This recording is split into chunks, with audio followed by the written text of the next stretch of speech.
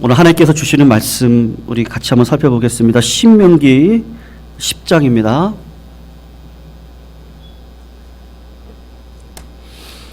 신명기 10장 12절에서 22절 우리 같이 교독으로 읽고요. 마지막 22절 함께 읽도록 하겠습니다.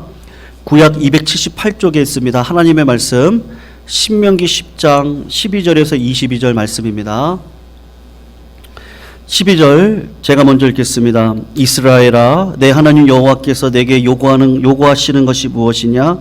곧 내 하나님 여호와를 경외하여 그의 모든 도를 행하고 그를 사랑하며 마음을 다하고 뜻을 다하여 내 하나님 여호와를 섬기고 내가 오늘 내 행복을 위하여 명하는 여호와의 명령과 규례를 지킬 것이 하늘과 모든 하늘의 하늘과 땅과 그 위의 만물은 본래 내 하나님 여호와께 속한 것이로되 여호와께서 오직 내 조상들을 기뻐하시고 그들을 사랑하사 그들의 후손인 너희를 만민 중에서 택하셨음이 오늘과 같은. 그러므로 너희는 마음에 할례를 행하고 다시는 목을 곧게 하지 말라. 너희의 하나님 여호와의 신 가운데 신이시며 주 가운데 주시요 크고 능하시며 두려우신 하나님이시라. 사람을 외모로 보지 아니하시며 뇌물을 받지 아니하시 고아와 과부를 위하여 정의를 행하시며 나그네를 사랑하여 그에게 떡과 옷을 주시나니 너희는 나그네를 사랑하라. 전에 너희도 애굽 땅에서 나그네 되었음이니라. 내 하나님 여호와를 경외하여 그를 섬기며 그에게 의지하고 그의 이름으로 맹세하라. 그는 내 찬송이시요 내 하나님이시라. 내 눈으로 본 이같이 크고 두려운 일을 너를 위하여 행하셨느니라. 같이 읽습니다. 애굽에 내려간 내 조상들이 겨우 70인이었으나 이제는 내 하나님 여호와께서 너를 하늘의 별같이 많게 하셨느니라. 아멘. 오늘 동병상련이라는 제목을 가지고 말씀의 은혜를 나누는 시간 갖도록 하겠습니다. 오늘 우리가 읽었던 12절 13절 말씀을 성도님들 다시 한번 보시면요, 제가 한번 읽어볼게요. 이스라엘아, 내 하나님 여호와께서 내게 요구하시는 것이 무엇이냐? 곧 내 하나님 여호와를 경외하며 그의 모든 도를 행하고 그를 사랑하며 마음을 다하고 뜻을 다하여 내 하나님 여호와를 섬기고 내가 오늘 내 행복을 위하여 내게 명하는 여호와의 명령과 규례를 지킬 것이 아니냐, 그렇게 말씀을 하고 있습니다. 여러분, 신명기 10장에서는 대부분의 설교자들이 사실은 이 본문 제가 조금 아까 읽었던 12절 13절의 말씀을 가지고 주로 설교를 합니다. 여러분, 하나님의 말씀을 볼 때 그 말씀이 무슨 의미인지를 파악하기 위해서 반드시 살펴보아야 될 이 문법 가운데 동사가 있는데요. 오늘 제가 읽었던 12절에서 13절까지 말씀을 보면 5개의 동사가 나옵니다. 그 동사를 보면 본문의 의도가 무엇인지 알 수 있는데, 첫 번째로 하는 이야기가 뭐냐 하면 내 하나님을 경외하라고 하는 것이죠. 지금 이 시대는 권위가 사라진 시대입니다. 그래서 부모님을 두려워하고 때로는 권위 가운데 인정을 해야 되는 것들이 많이 사라지고 이 교사들의 권위가 사라지고 있는 시대 속에 저희들이 살아가고 있는데, 영적으로도 마찬가지입니다. 가정에 부모의 권위가 없인 자녀들을 훈계할 수 없습니다. 세상 속에서 교사의 권위가 없이는 우리 학생들을 가리킬 수 없습니다. 영적으로도 하나님의 권위가 필요하고 하나님을 두려워하고 하나님을 의지하고 하나님을 경외하는 삶을 살아가야 되는 그 첫 번째 요소를 경외하라라는 말로 이야기를 합니다. 그리고 두 번째 동사가 나오는데 모든 도를 행해라, 그렇게 이야기가 나와요. 영어 성경 NIV로 보면 행하라라고 하는 말을 walk, 걸어라. 근데 어떻게 걸어라 그러냐면요, in his way라 그럽니다. 그러니까 하나님의 길을 걸어라라고 이야기를 해요. 인생길을 걸어갈 때 어떻게 걸어라는 것이죠? 도를 행하라고 하는 말은요, 함부로 걷지 말라는 겁니다. 좌로나 우로나 치우치지 말고 걷지 말라는 것이고, 하나님의 말씀을 따라서 올곧게 걸으라라고 하는 말씀입니다. 그리고 세 번째로 사랑하라고 이야기를 하는데, 어떻게 사랑하라고 합니까? 마음을 다하고 성품을 다해서 하나님을 사랑해라. 그리고 네 번째 동사가 내 하나님 여호와를 섬겨라. 그리고 다섯 번째 동사가 여호와의 명령과 규례를 지켜라. 그렇게 말씀을 하고 있어요. 여러분, 사실 설교자들이 이 내용을 지속적으로 증거하는 게 상당히 부담스럽습니다. 왜냐하면 잔소리처럼 느껴지기 때문이고, 뭔가 도덕적이고 윤리적인 설교를 계속해서 하면 성도님들이 피곤해하실 것 같아서 상당히 부담이 되는 본문인데, 여러분, 그럼에도 불구하고 신명기 말씀을 보면 계속해서 하나님께서 잔소리를 하는 것처럼 보여질 때가 많고, 똑같은 이야기를 또 하고 또 하는 경우들이 많이 있는데, 그 이유가 무엇이겠습니까? 그것은 13절에 나와 있는 것처럼 우리들의 행복을 위해서 하나님께서 자꾸 반복해서 말씀을 하시는 것이죠. 저도 부모로서 자녀들을 키우고 있는데요. 우리 자녀들이 잘하는 거 있어요. 여러분, 뭐 잘하죠? 자녀들이 말하지 않아도 잘하는 거 있습니다. 먹는 거 잘해요. 그리고 공부하는 거 어쨌든 열심히 하려고 합니다. 그리고 살다 보면 사라진다. 뭐 그런 노래 가사도 있던데, 살아갑니다. 먹고 공부하고 살아가요. 근데 어릴 적에 품 안에 있는 자식이 어떻게 먹든지 참 예쁘죠. 그리고 살아가는 자녀들이 참 예쁩니다. 근데 아이들이 성장을 하면 그 나이에 맞도록 부모가 때로는 잔소리를 해요. 그래서 먹을 때 어떻게 먹으라 그러죠? 좀 복스럽게 먹어라. 흘리지 말고 먹어라. 부사가 붙기 시작을 합니다. 어떻게 먹어라 라고 하는 말이 붙죠. 공부하라고 할 때도, 야, 자세를 좀 똑바로 해서 공부 좀 해라. 책을 읽을 때도 한 번 처음부터 끝까지 읽는 게 중요해. 그러니까 소설책 읽듯이 처음부터 끝까지 한번 읽어보고, 그리고 두 번째 읽을 때는 모르는 거 체크를 좀 해보고, 세 번째 읽을 때는 좀 모르는 거 어떻게 좀 알아가면서 읽으면 공부에 도움이 되더라. 뭐 이런저런 이야기들을 하게 되는 것인데, 여러분, 부모가 그렇게 잔소리하는 이유가 무엇이죠? 부모가 되고 보면 자식의 행복을 위해서 자식이 망하라고 잔소리하는 부모는 아마 아무도 없을 겁니다. 하나님께서도 똑같은 것이죠. 하나님께서 우리들에게 이렇게 잔소리를 하는 이유가 무엇이겠습니까? 딱 다른 이유가 아니고 하나님이 우리의 부모가 되기 때문에 그렇죠. 하나님은 우리의 아버지가 되십니다. 믿으시죠, 성도님들? 하나님 우리의 아버지가 되세요. 그러니까 하나님께서 자꾸 자녀들에게, 성장하는 자녀들에게 자꾸 말씀을 하시는 거예요. 그래서 신명기를 보면 하나님이 이스라엘 백성들을 사랑하고 택했다. 너희들은 자녀고 나는 아버지야. 그런 이야기를 많이 하는데, 그걸 신학적인 용어로 하면 하나님이 나를 선택했다는 거예요. 하나님이 나를 예정 가운데 두셨다라고 하는 이야기를 하는 것인데, 여러분, 하나님이 부모가 되기 위해서 하는 하나님이 중요한 속성이 몇 가지가 있습니다. 첫 번째 속성이 무엇이냐 하면, 하나님께서 이스라엘 백성들을 선택하신 것은요, 어떤 강요에 의해서 한 것이 아니고 하나님의 절대 자유에 의해서 우리를 자녀 삼아 주셨다는 것을 꼭 기억을 하셔야 됩니다. 하나님께서, 이것이 중요한데, 절대 자유로 스스로 이스라엘 백성들을 선택하셨다고 하는 진리가 참 중요해요. 오늘 보면 14절, 15절을 성도님들 잠깐 보시면요, 내용상 연결이 잘 안 되는 것 같아요. 14절을 성도님 한번 보시면, 하늘과 모든 하늘의 하늘, 땅과 그 위의 만물은 본래 내 하나님 여호와께 속한 것이다. 하나님께서 만유의 주인이라시라는 것을 지금 가르쳐 줘요. 그런데 15절을 가서 보시면 뭐라고 이야기를 합니까? 여호와께서 오직 내 조상들을 기뻐하시고 그들을 사랑하사 그들의 후손인 너희를 만민 중에서 택하셨음이 오늘과 같다라고 말씀을 하고 있어요.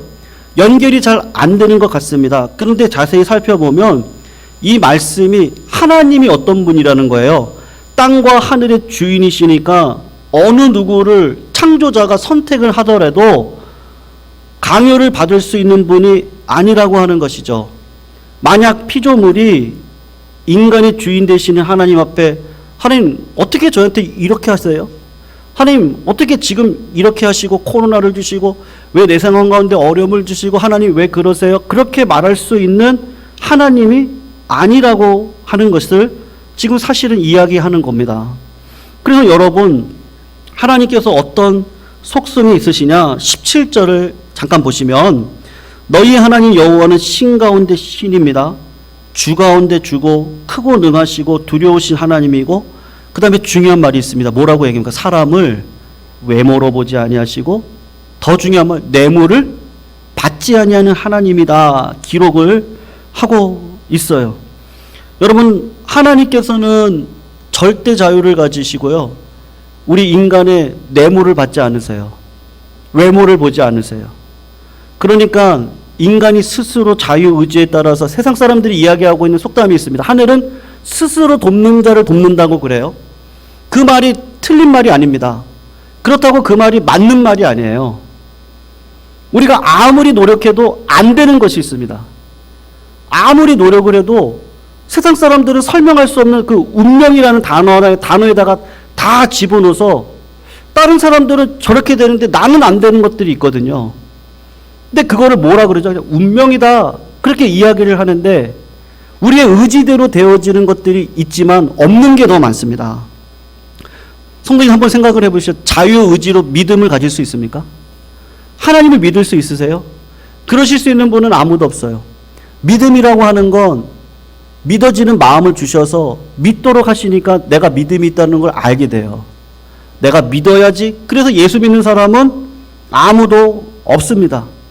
그러니까 하나님께서 우리 행동에 따라서 하나님이 축복을 주시기도 하고 복을 주시기도 하고, 그것이 맞는 말이지만 또 그렇지도 않는 말이라고 말할 수가 있는데, 그 이유가 무엇이냐 하면 하나님이 우리의 아버지가 되시고 어머니가 되시기 때문이고 우리가 자녀이기 때문에 그런 것이죠. 여러분, 야곱을 보세요.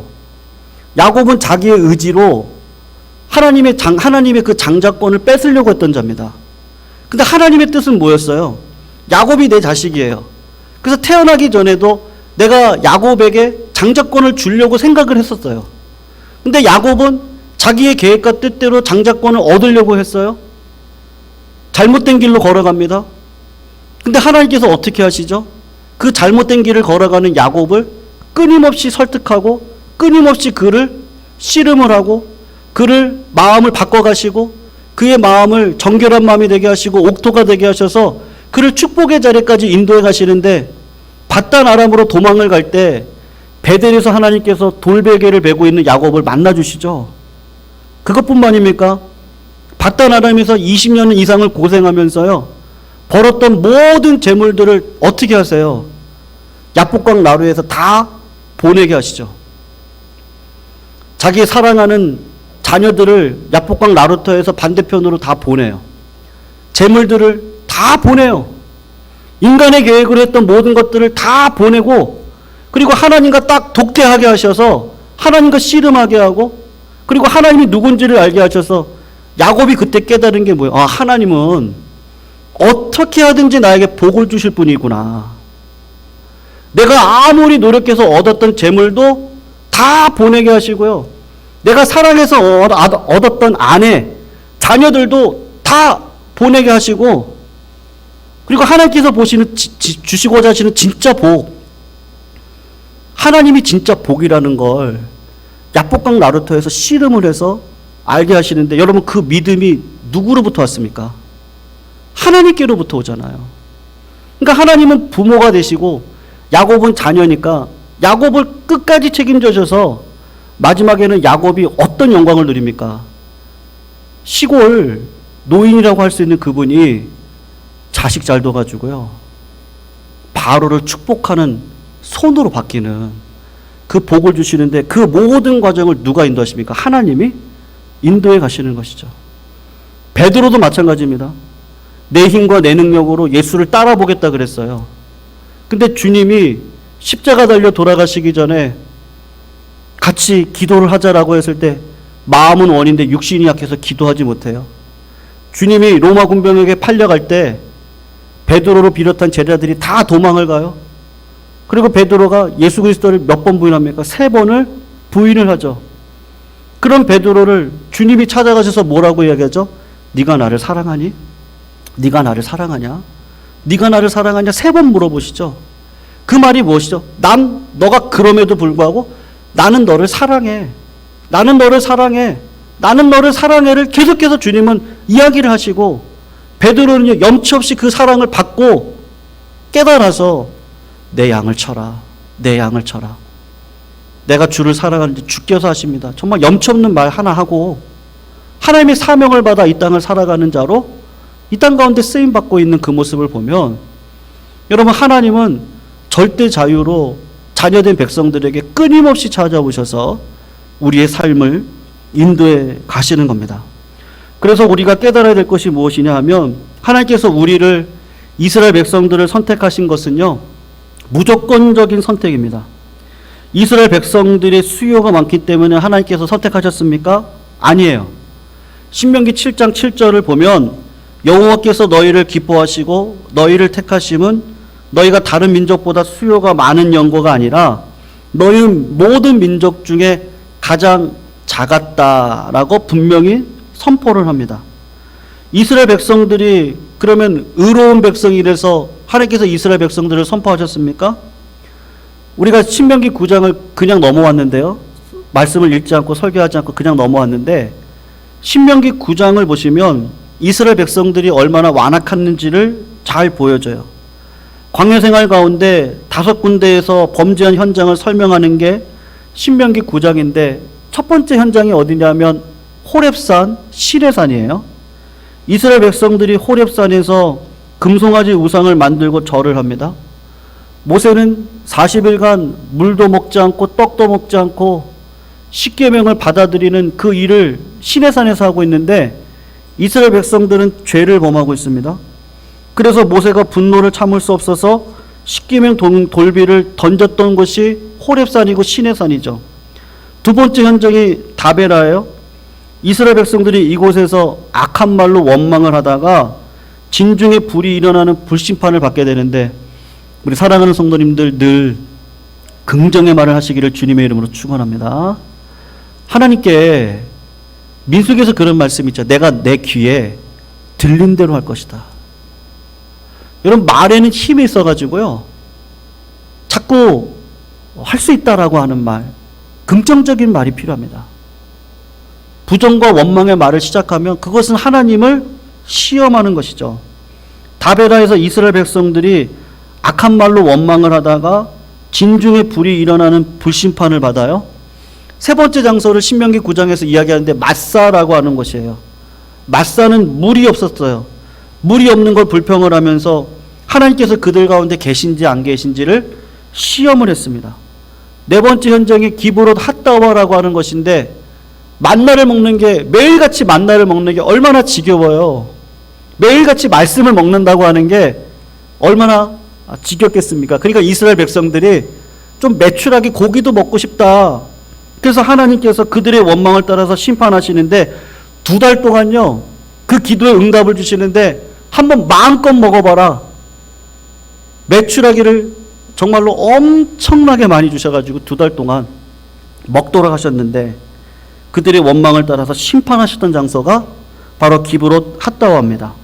그리고 5번째 현장이 가데스 바네아인데, 이스라엘 백성들이 이곳에서 불신앙하는 10명의 정탐꾼, 하나님께서 분명히 가나안 땅을 주시겠다고 그러셨으면 믿음으로 나아가면 가나안 땅을 정복할 수 있는데, 불평과 원망의 말을 하다가 결국은 이스라엘 백성들이 어떻게 됩니까?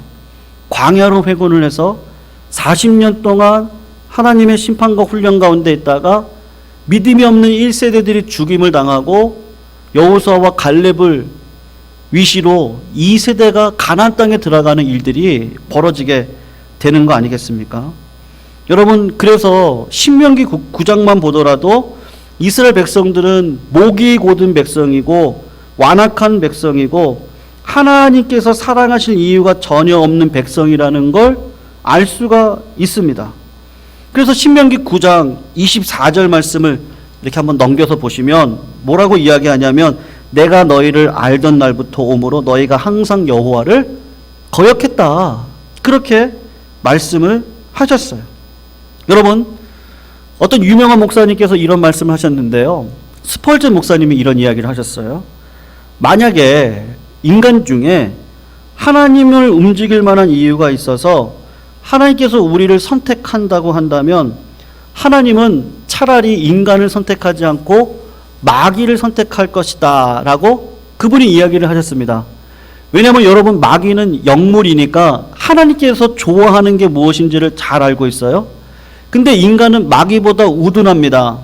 그렇기 때문에 하나님께서 피조물의 조건을 따라 마음을 움직여서 선택을 한다면 하나님은 인간보다는 마귀를 선택하는 게 맞다. 그분이 그런 이야기를 하셨는데, 여러분, 그럼에도 불구하고 하나님께서 누구를 선택하십니까? 신약을 가서 보면 우리 주님이 소경이자 거지였던 바디메오를 택하세요. 학식이 많았던 바리새인들을 버리셔도 남의 세금을 떼먹었던, 죄가 많아서 통곡했던 세리를 하나님이 택하십니다. 문벌과 지혜가 좋은 자를 다 버리셔도 미련하고 천하고 약한 사람들을 하나님이 택하십니다. 우리는 하나님의 택함을 받아서 믿음을 갖게 되고, 우리가 똑똑해서 자유의지로 내가 뭘 잘해가지고 하나님께서 나를 사랑하신다, 그것이 아니라는 것을요, 신명기를 통해서 보여주시는 겁니다. 그래서 오늘 본문 15절 성도님 한번 보십시오. 뭐라고 이야기를 합니까? 우리 같이 한번 읽어볼게요. 15절 말씀. 15절 읽습니다. 시작. 여호와께서 오직 내 조상들을 기뻐하시고 그들을 사랑하사 그들의 후손인 너희를 만민 중에서 택하셨음이 오늘과 같다. 여러분, 얼마든지 다른 사람을 택할 수 있어요. 하나님께서 얼마든지 다른 민족들을 택하실 자유와 권리와 능력이 있습니다. 그러나 가장 부족하고 숫자가 작고 죄악이 많은 이스라엘 백성들을 선택하기를 지금 15절을 보면 기뻐하셨다. 그러니까 하나님께서 우리가 잘나서 우리가 뭘 좀 했기 때문에 선택을 했다는 것이 아니고, 하나님은 그냥 우리를 자녀로 선택해 주셨다고 말씀을 하고 있는 것이죠. 여러분, 하나님은 우리의 아버지고 우리는 자녀예요. 그래서 하나님께서 절대로 우리를 포기하지 않으세요. 그럼 우리가 어떻게 살아가야 되겠습니까? 모세는 뭐라고 이야기를 하냐면 너희는 16절을 보시면 마음의 할례를 행하고요, 다시는 목을 곧게 하지 말라 말씀을 하고 있습니다. 여러분, 목을 곧게 한다라는 것이 무엇이냐 하면 마음이 완고하고 완악하다는 것인데, 여러분, 택한 백성들은 목을 곧게 하거나 교만하거나 그렇게 하지 말고 마음의 할례를 받으라고 이야기를 해요. 구체적으로 어떻게 하는 것이 마음의 할례를 행하고 목을 곧게 하지 말라고 하는 방법이겠습니까? 그것이 후반 구절에 드러나는데 17절을 성도님들 보세요. 너희 하나님 여호와는 신 가운데 신이시고 주 가운데 주시고 크고 능하시고 두려우신 하나님입니다. 사람을 외모로 보지 아니하시고 뇌물을 받지 않는다라고 말씀하고 있는데, 여러분, 내가 하나님의 자녀라고 하는 걸 깊게 깨달은 백성들은 반드시 어떻게 하는 것이죠? 사랑하는 성도님들, 부탁드립니다. 누구든지 품으시기를 주님의 이름으로 축원합니다. 교회가요, 실제적인 삶에서 누구든지 품어야 됩니다.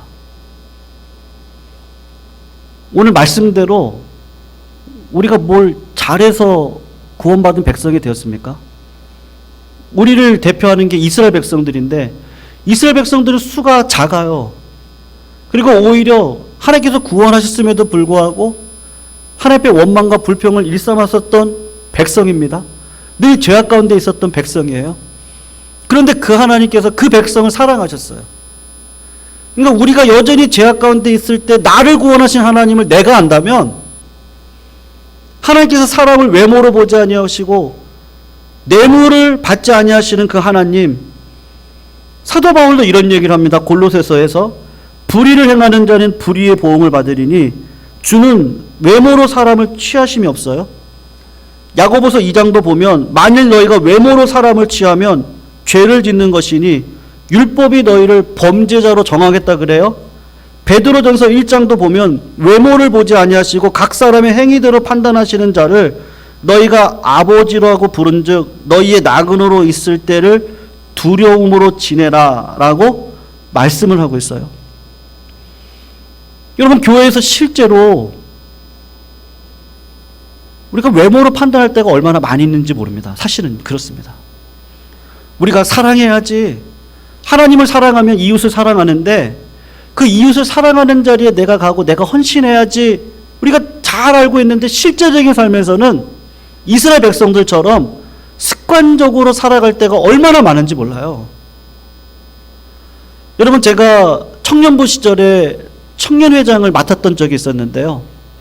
그때 고등부를 졸업하고 서울에 있는 어떤 대학을 다녔던 신입생 하나가 있었습니다. 자매였는데 한 6개월이 지났어요.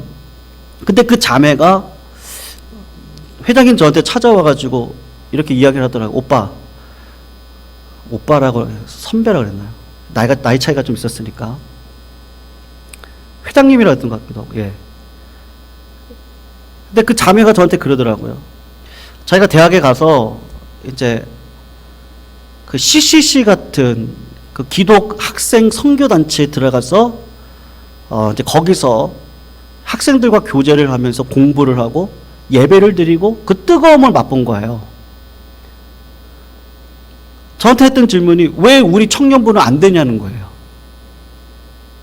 왜 믿음으로 모였는데 우리 청년부는 왜 말씀에 있어서 이렇게 은혜가 없고 왜 한마음으로 찬양하지 못하고 왜 우리 청년부는 내가 경험하고 있는 학교에서 경험하고 있는 왜 그 뜨거움이 없냐고 그렇게 이야기를 하더라고요. 근데 여러분 한번 생각을 해보세요.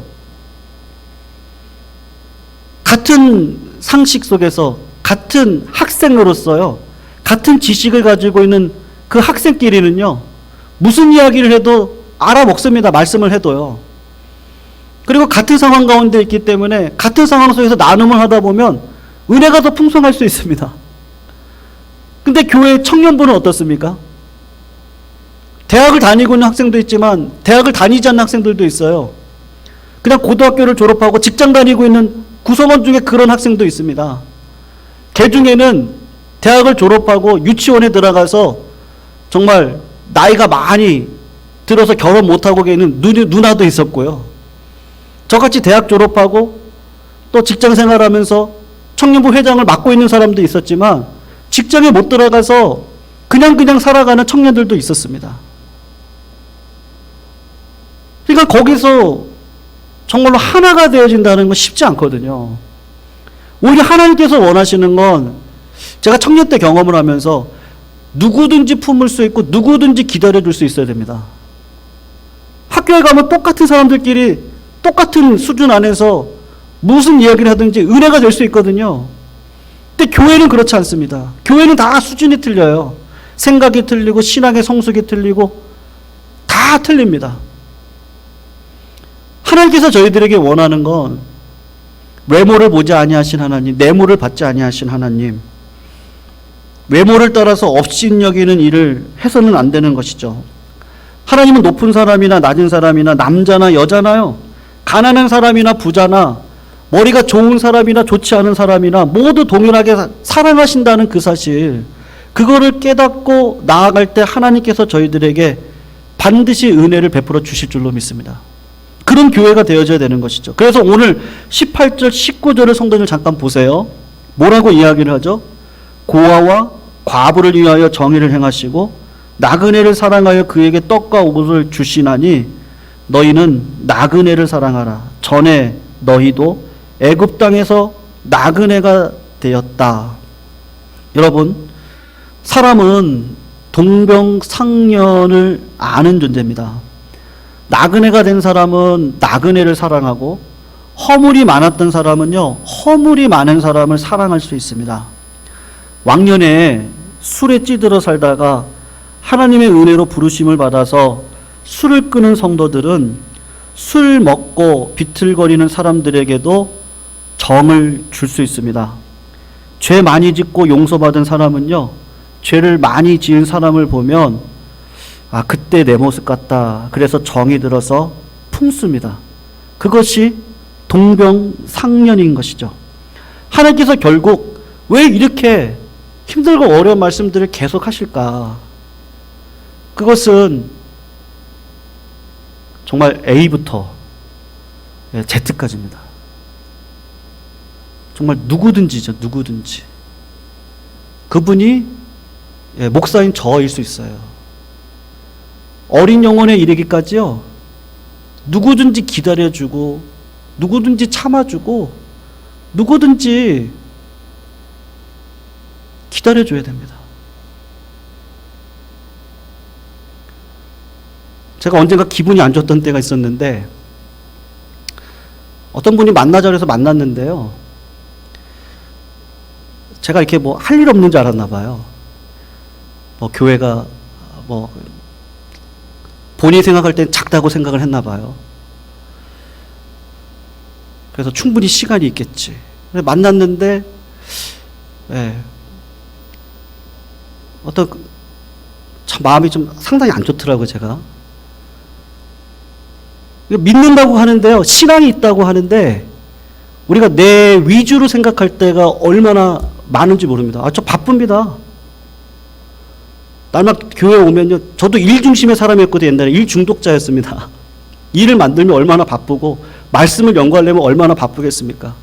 제가 할 일 없어서 교회 나와 있겠습니까?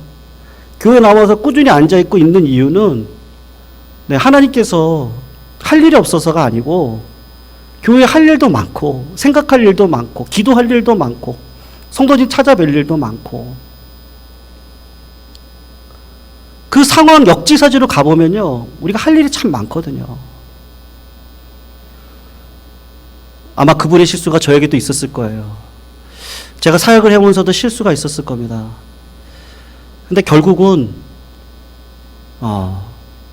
우리가 동병상련의 마음을 가지고요, 누구든지 품을 수 있어야 된다고 하는 것을 하나님께서 최종적으로 해주고 싶은 말인 것이죠. 그래서 여러분, 우리 사랑하는 성도님들, 누구든지 정말 품으시기를 주님의 이름으로 축원합니다.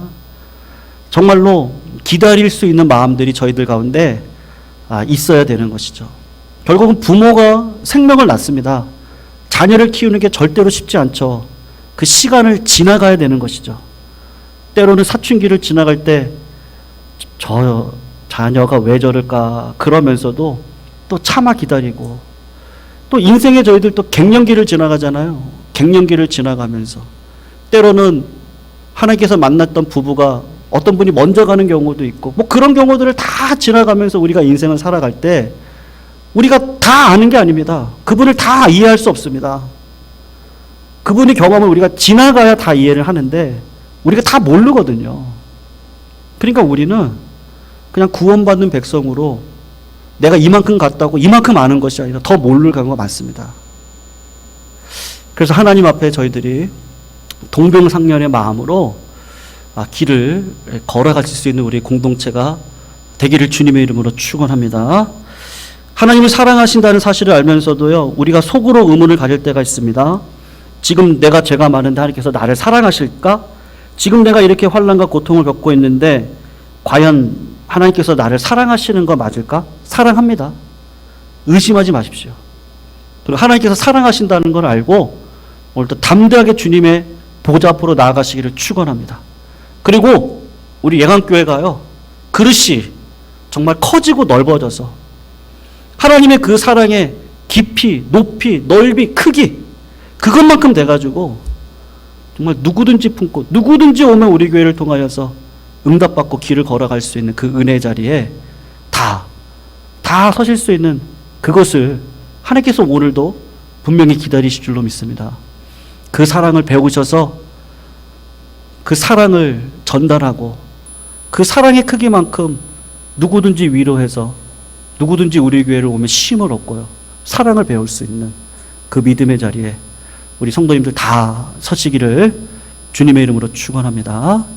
오늘 말씀 붙들고 같이 한번 찬양을 할 때요, 주가 보이신 생명의 길 같이 한번 찬양하면 좋겠습니다. 우리 이 찬양 부르시면서 오늘 말씀을 기억하면서 같이 한번 기도했으면 좋겠습니다. 우리 주가 보이신 생명의 길, 나 주님과 함께 상한 마음을 드리며 주님 앞에 나아가리라. 우리 같이 찬양하면서 나아가도록 하겠습니다. 주가 보이신 생명의 길, 주가 보이신 생명의 길, 나 주님과 함께 상한 마음을 들이며 주님 앞에 나가리. 나의 의로움이 되신 주 그 이름 예수. 나의 길이 되신 이름 예수. 나의 길 오직 그가 아시나니. 나를 단련하신 후에, 나를 단련하신 후에 내가 정금같이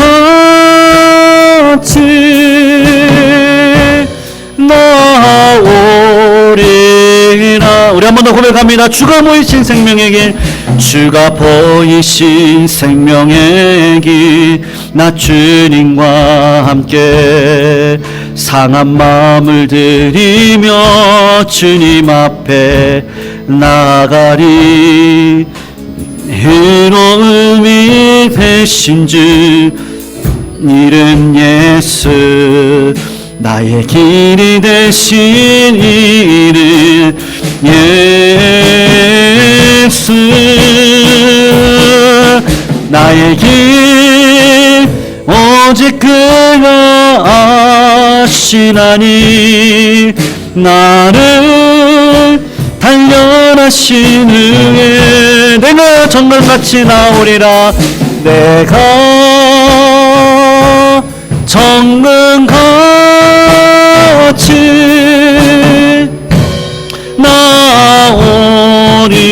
나오리라. 나의 길 오직 그가 아시나니. 나의 길 오직 그가 아시나니. 나를 단련하신 후에 내가 정금같이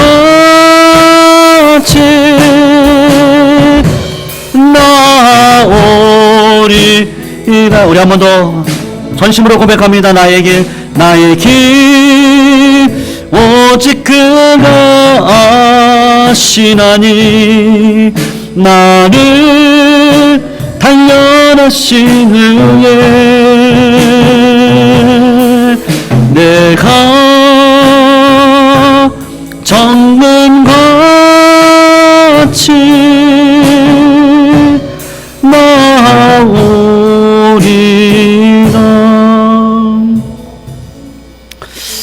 사랑하는 성도님들, 2021년도 표를요 제가 고심하면서 마음이 쉬어가고 사랑을 배워가는 교회로 정했습니다. 여러분, 교회가 결국은 성장해야 됩니다. 뭐 이단 교회들처럼 인간의 열심으로 사람들을 어떻게 하든지 모아가지고 또 거기서 떨어진 어떤 물질로 건물을 짓고 뭐 여러 가지 일들을 하고 그러면 좋겠습니다만, 하나님께서 원하시는 건요 먼저 우리들의 마음의 크기인 것 같습니다. 객관적으로 교회가 작을 땐 작은 이유가 있더라고요. 그리고 하나님께서 교회를 세우시고 영혼을 보내주실 땐 분명한 이유가 있습니다. 그건 분명합니다. 하나님께서 야곱의 그릇을 크게 하셔서 결국은 이스라엘로 바꿔주시고, 그 믿음을 통해서 오늘 본문 마지막 절을 보면 내가 너희들을 별과 같이 많게 할 것이다 라고 약속을 하셨던 그 하나님이 시대 속에서 연단과 훈련을 통해서 결국은 그릇을 크게 하십니다. 근데 그것은 다른 것이 아닌 것 같습니다. 동병상련의 마음이면 될 것 같아요. 말씀처럼 남을 나보다 낮게 여기면 됩니다. 그리고 나그네의 인생을 살아가는 우리입니다. 그래서 우리는 서로를 불쌍히 여기는 마음이 필요합니다. 그리고 위로하고 같이 웃고 같이 우는 그 마음들을 통해서 하나님께서 그릇을 크게 해주시면 누가 와도 우리는 품을 수 있습니다. 근데 우리만의 만족, 목이 곱고 동병상련의 마음이 없이 내가 잘났고 이런 마음을 가지면 하나님께서 우리 교회를 쓰실 수가 없는 것이죠. 교회는요 결국 가족입니다. 기능적이고 또 교회가 커 보여서 간다고 하면 그건 아직은 어린 마음인 것이죠. 하나님께서 저희들에게 교회를, 예관교회를 허락해 주신 건요, 다른 이유가 아닙니다. 네, 사랑의 마음을 갖고 하나님을 사랑하면 이웃을 사랑하고 결국은 그릇을 크게 할 수 있고, 그런 큰 그릇 가운데 반드시 하나님은 생명을 담게 하실 것이죠. 저는 목회자로서 그런 확신이 있습니다. 오늘도 저희들이 그 하나님의 본성을 알아, 나를 선택하신 하나님은 내가 뭘 잘해서 선택하신 분이 아니라는 것을 우리가 알고, 우리가 가지고 있는 이 자리 앞에 하나님 내 그릇을 넓혀주시고 동병상련의 마음으로 품을 수 있는 마음을, 누구든지 품을 수 있는 마음을 인도해 주셔서 올해 표와 같이 마음이 쉬어가고 사랑을 배워가는 이 일들이 참 쉽지 않습니다. 말씀 앞에 연단받아야 되고 몸부림을 쳐야 되고 때로는 고민도 되고 때로는 원망도 되고 하는 이 과정들을 거쳐가면서 결국은 내 안에 있는 그 작은 질그릇을 깨트리시고 크기를 크게 하시고 다시 세워가시는 그 하나님의 연단 앞에 결국은 내가 성숙해져가는 그 은혜를 누리면서 걸어갈 때 하나님께서 우리 예관교회를 통하여서 많은 영혼들을 불러주실 줄로 믿습니다. 코로나19로 우리가 어려운 가운데 있습니다만 하나님 사랑하는 성도님들, 오늘도 이제 같이 한번 기도했으면 좋겠습니다. 먼저는요, 우리의 교만을 하나님 보여달라고 기도해 주셨으면 좋겠어요. 그래서 하나님 내 안에 있는 교만을 다 깨트려 주십시오. 하나님 나의 어리석은 거를 다 깨트려 주세요. 하나님 나에게 하늘의 지혜를 주시고 하나님 눈을 열어주세요. 귀를 열어주세요.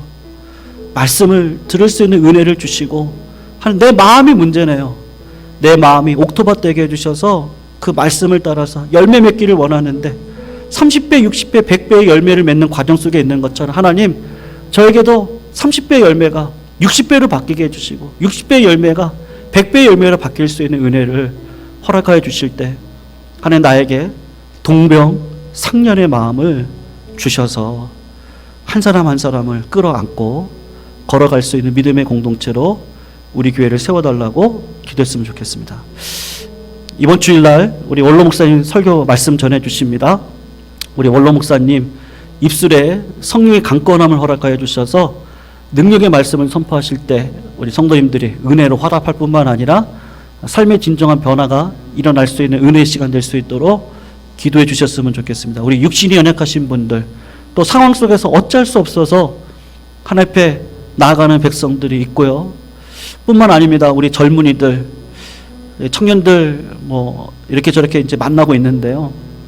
이야기를 들어보면 정말 몰랐던 이야기들이 얼마나 많은지, 직장 속에서 정말 저렇게 힘들었구나, 또 어찌할 줄 몰라서 정말 어쩔 수 없는 상황 가운데 어떻게 할 줄 없어가지고 그냥 그러고 있는 또 그런 상황들, 여러 가지 상황들이 많이 있는 것 같습니다. 우리가 이럴 때 정말 교제하는 게 쉽지 않지만요, 우리 다음 세대들을 위해서도 기도해 주셔서 이제 시작입니다. 이제 씨앗 뿌리고 뭐 매일같이 만날 수 있는 상황도 아니고 준비되어서 이렇게 만나는 모든 일들, 고민 가운데 있지만요, 그 모든 일들을 통해서 우리 교회가 다음 세대들이 세워져야 이 예광의 백년대계가 꿈꿀 수 있는데, 결국 뿌리가 되시는 우리 성도님들 지켜주신 은혜가 있는 줄 압니다. 오늘도 기도하는 가운데 하나님 내 기도를 통하여서 하늘의 영광을 드러낼 수 있는 믿음의 공동체로 설 수 있도록 인도해 주시고, 몸된 교회를 사랑할 수 있도록 인도해 달라고 같이 기도하시면서, 하나님 누구든지 품을 수 있는 은혜를 주십시오.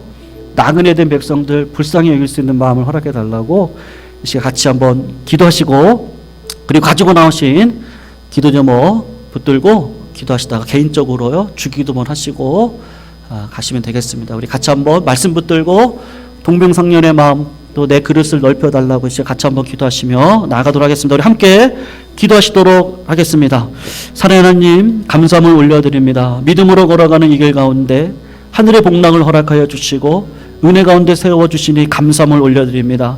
하나님, 우리 사랑하는 성도님들, 아버지 오늘도 우리의 종자개와 같은 질그릇을 하나님께서 깨트려 주시고 말씀의 칼로 아버지 그 모든 것들을 깨트려 나갈 때 마음 안에 아픔이 있고 몸부림이 있지만 그 몸부림을 통하여서 다시 질그릇을 세워갈 수 있도록 인도해 주시고 넓고 큰 그릇이 되게 하여 주셔서 아버지 하나님께서 품고 걸어가게 하시는 은혜의 일들을 감당하실 수 있도록 주님께서 은혜를 베풀어 주시옵시기를 원하고 기도합니다. 사랑의 하나님께서 오늘도 은혜를 내려주셔서 저희들에게 통회하고 자복할 수 있는 마음도 허락하여 주시옵시고, 무엇보다 하나님께서 우리가 잘났기 때문에 내가 뭘 잘해서 나를 선택하시고 여기까지 인도하신 것이 아니라는 것을 깨닫고, 하나님 여전히 죄인의 형상 가운데 있을 때 나를 선택하셔서 하나님께서 이 자리로 불러주셨던 것처럼 그 은혜를 깨닫고 나그네 된 백성들을 사랑하며 끝까지 포용하고 끝까지 하나님께서 인도해 주시는 사랑으로 품을 수 있는 우리 모두가 될 수 있도록 주님 아버지 인도하여 주시옵소서. 우리 교회가 따뜻한 그릇이 되어지기를 원합니다. 하나님, 우리 교회가 주의 사랑을 흘려보낼 수 있는 교회가 되어지기를 원합니다.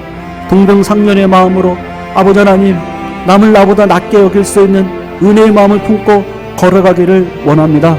하나님, 우리 교회 하나님께서 사랑하여 주셔서 한 분 하나님을 모시고 살아가는 은혜의 자리에 믿음의 백성들로 아버지 하나님께서 인도해 주셔서 동병상련의 이 영적인 신앙 가운데 하나님께서 원하시는 나라와 영광을 꿈꿀 수 있도록 주님 아버지 인도하여 주시옵소서.